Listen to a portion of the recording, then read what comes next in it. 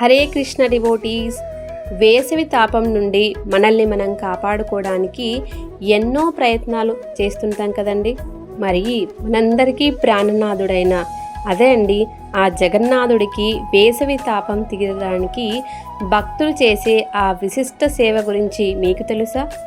అదే చందన యాత్ర. 21 రోజుల పాటు జరిగే ఈ మహోత్సవం గురించి ఈ వీడియోలో మనం తెలుసుకుందామండి. Welcome to devotee diaries Telugu.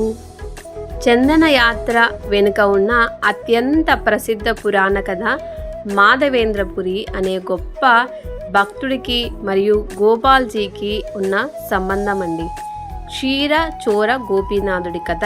సుమారు 500 ఏళ్ల క్రితం మాధవేంద్రపురి అనే గొప్ప సాధువు బృందావనంలో ఉండేవారు. ఒకరోజు ఆయనకు స్వప్నంలో గోపాల్జీ కనిపించి తను ఒక పొదలో దాగి ఉన్నానని తనను బయటకు తీసి ప్రతిష్ఠించమని కోరారు. మాధవేంద్రపురి ఆ విగ్రహాన్ని వెలికి తీసి గోవర్ధనగిరిపై ప్రతిష్ఠించారండి. కొంతకాలం తర్వాత స్వామివారు మళ్ళీ ఆయన కలలో కనిపించి, నాకు చాలా వేడిగా ఉంది, నా ఒంటికి చల్లని మలయగిరి చందనాన్ని పూయించు అని అడిగారు. అప్పట్లో ఉత్తర భారతదేశంలో చందనం లభించేది కాదు, కేవలం ఒడిస్సా, బెంగాల్ ప్రాంతాల్లోనే దొరికేదండి.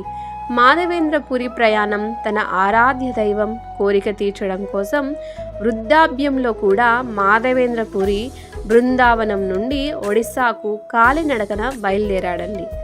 మార్గం మధ్యంలో ఆయన ఒడిస్సాలోని రేమున అనే ప్రాంతానికి చేరుకున్నారు.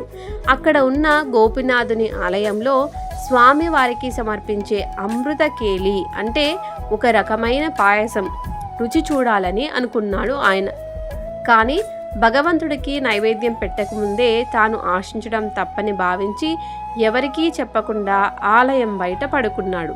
ఆ రాత్రి స్వామివారు పూజారి కలలో కనిపించి, నా భక్తుడి కోసం ఒక పాయసం గిన్నెను నా వస్త్రం వెనుక దాచాను, అది తీసుకువెళ్ళి మాధవేంద్రపురికి ఇవ్వు అని చెప్పారు. అందుకే ఆ స్వామిని క్షీరచోర గోపీనాథుడు అని అంటారు. పాయసాన్ని దొంగిలించాడు కదండి, అందుకే ఆ పేరు వచ్చింది.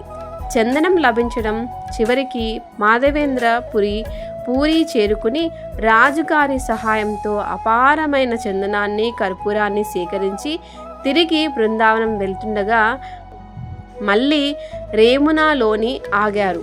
అప్పుడు స్వామివారు మళ్ళీ కలలో కనిపించి, మాధవేంద్రపురి, నీవు ఇంత దూరం చందనాన్ని మోయాల్సిన అవసరం లేదు. ఈ చందనాన్ని ఇక్కడి గోపీనాథుడికి పూయిస్తే అది బృందావనంలోని నాకు అందుతుంది అని సెలవిచ్చారు. స్వామి వారి ఆదేశం ప్రకారం మాధవేంద్రపురి ఆ చందనాన్ని గోపీనాథుడికి పూశారు. ఆ రోజే అక్షయ తృతీయ. ఆ వేసవి కాలమంతా స్వామివారికి చందన లేపనం చేశారు. ఈ భక్తి పూర్వకమైన సాంప్రదాయమే నేటికి చందనయాత్రగా కొనసాగుతోంది. ఈ కథ భగవంతుడు తన భక్తుడి శ్రమను గుర్తించి వారిపై చూపే ప్రేమకు నిదర్శనంగా నిలుస్తుందండి. ఆనాటి నుండి నేటి వరకు కూడా ప్రతి ఏటా అక్షయ తృతీయ నాడు చందనయాత్ర మొదలవుతుందండి.